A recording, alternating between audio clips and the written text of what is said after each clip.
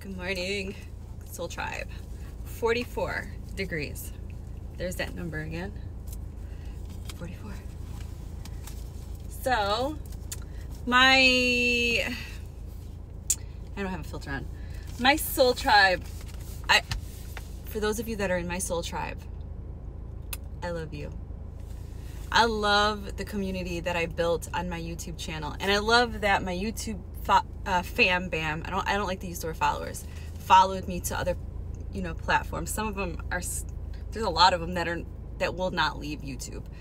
But there's a lot of them that came over here, and I tend to post a lot on my TikTok, and sometimes I forget to put it on my YouTube channel. But I love that when we're going through something, when one of us is going through something, two cardinals, aw, you know what that means, right? Cardinals meet for life. So that's husband and wife right there. That's so beautiful.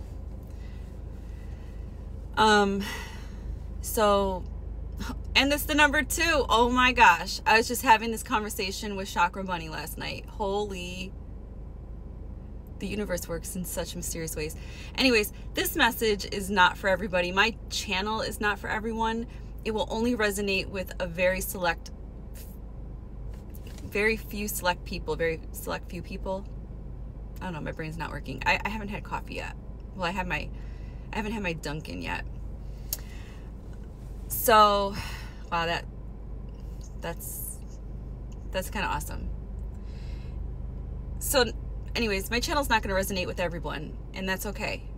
And people might think I'm weird, and that's okay. Like, I used to care. Like, I used to care how people perceived me, and I'd be like, I tried to, like,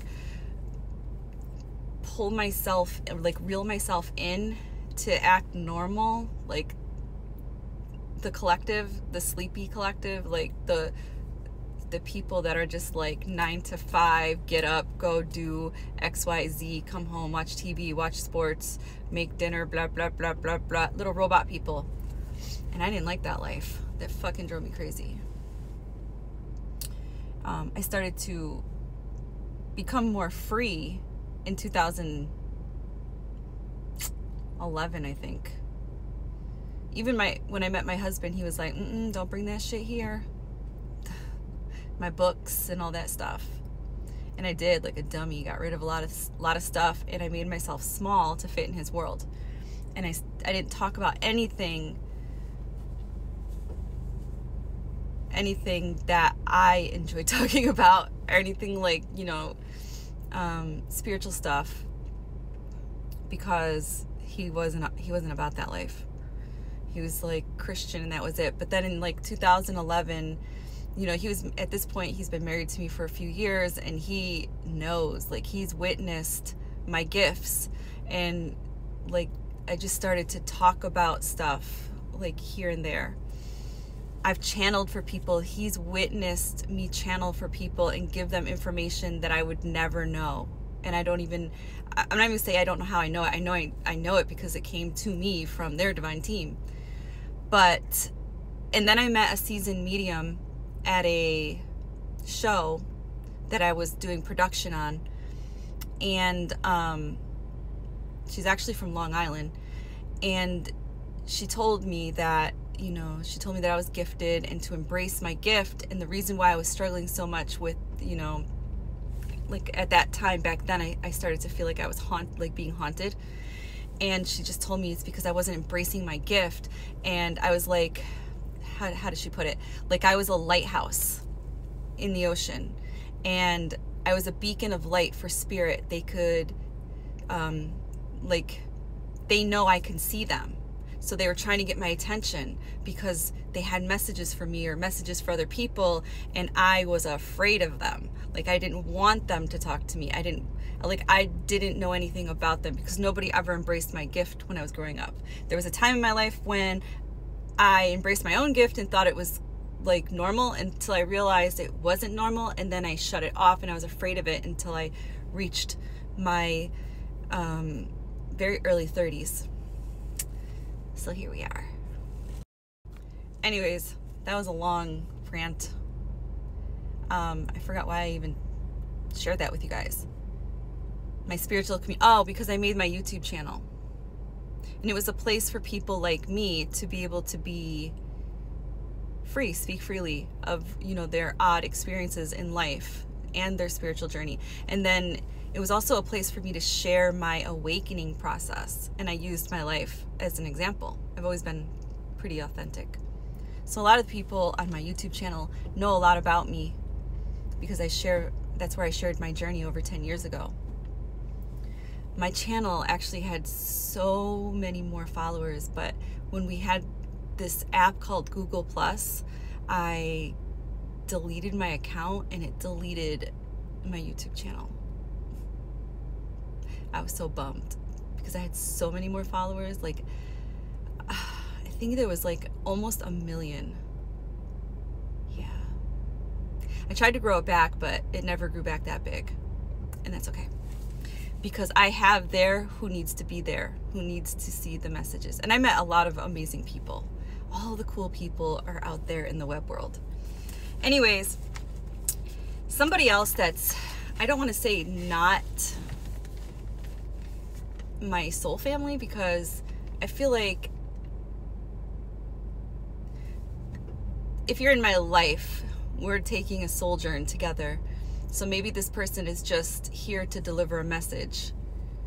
And he did that this morning. He's a psychic medium, and he asked me for permission to give me a message. I don't want to say his name because I want to respect his privacy. Unless he tells me that I can reveal it later, I will. But he's an amazing medium. And I never ask for mediumship from anybody. I never ask for a reading from anyone. Sometimes people offer to do readings on me. I'm very picky of who I say yes with, because I'm really picky of who I allow in my energy. But I said, if you feel guided and you want to give me a message, go for it. And whoa, like he nailed it on the nail on the head. And what's kind of weird is I was listening to my guru this morning, which Ram Dass is my guru. I know he's not alive anymore. He died in 2020, but his message is still out there, and his message came to me this morning, and I wanted to read it to you. And it's like, just like, it's kind of amazing how everything comes together, and even the people in my soul family come to check in, to give me messages as well, and we all kind of just like take care of each other. I think I'm saying that because I feel like I have been pushing out this sad energy to you guys lately, and if I have, I apologize. That was not my intention. It's just that when you heal out loud, I guess this is what it feels and looks like. I'm just going through some shit, and this is my outlet, and I'm not ashamed of it. So if people are out there and they're like, oh my God, look what she's doing, like, I don't care. Like, what, did I trigger something within you that you don't have the courage to do what I'm doing? I'm healing. Deal with it. So have you ever heard the saying, like, you can move mountains, like you have the power to move mountains? And forever and ever and ever, I remember just like, that makes no fucking sense to me. Like, how do you move mountains? Like, I never understood it until today. You are the mountain because you are all that is. You are the creator. Like, duh. Like, I get it. You're the creator. You are the mountains. You can move mountains. The only way you have the ability to move mountains is if you get up and move.